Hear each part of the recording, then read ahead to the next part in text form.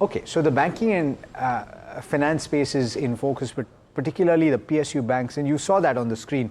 The entire pack doing well in trade today, and there's something brewing, possibly, because the finance ministry is pushing public sector banks to monetize and unlock value from their subsidiaries, and this could entail listing of certain subsidiaries.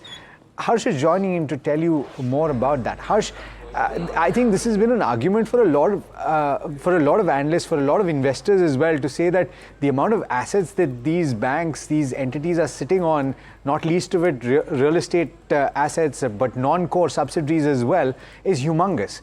Unlocking of that, what is the primary candidate right now? Well, currently believe that the announcement is more to do with core, frankly, Alex. So what the finance ministry is proposing is that some of these PSU banks scale up and optimize the current operations of its subsidiaries, and some of these subsidiaries, of course, being in the AMC space, and some of them being smaller regional banks as well, and I will talk about a couple of them, but that's what they're essentially looking to unlock value from. What the finance ministry has also told these banks is to improve governance, professional decision making, as well as operational efficiency, which could likely lead to better value that some of these subsidiaries may command upon listing. Now let's talk about some of the top banks and their subsidiaries and what could potentially list. You have SBI first, the largest bank in the country. SBI Mutual Fund has been on the table in terms of listing since a while now. Markets were tepid for 6 to 7 months, and therefore the listing was pushed. Need to wait and watch as to how quickly that one lists. No rush per se, but nonetheless that's the most or the lowest hanging fruit among all of the others. Then you have SBI General Insurance, SBI Payment Services, among others within the SBI setup. Let's talk about Bank of Baroda. Again, they have plenty of subsidiaries, nearly 15 plus subsidiaries that Bank of Baroda has, and within that, India First Life Insurance, Nainital Bank would be the key ones to watch out for.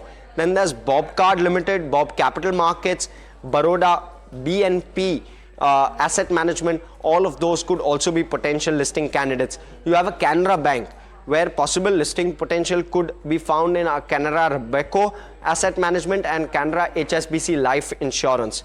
You have a PNB, where PNB Gilts is already a listed company.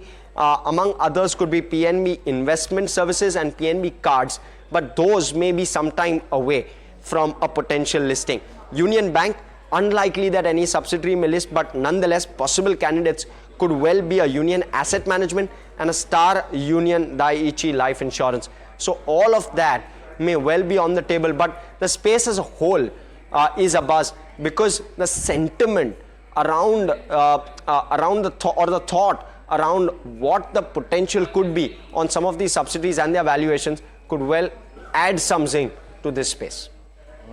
Okay, thanks for that, Hersh. And well,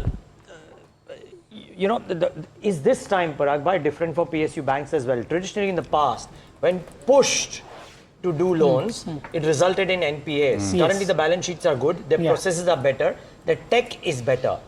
Can this time be growth with reasonable asset quality? I think it will not be a push which will disrupt the asset quality. First of all, see, in India, if you remember in 2007-8, there was too much of capex by the private sector which was done, which was actually not backed by, say, proper coal backing in power used to have. That kind of thing is right now not there. Plus this Trump tariff issue, this geopolitical tension has already, in India, if you see, only 6 or 7 groups are investing in private sector also.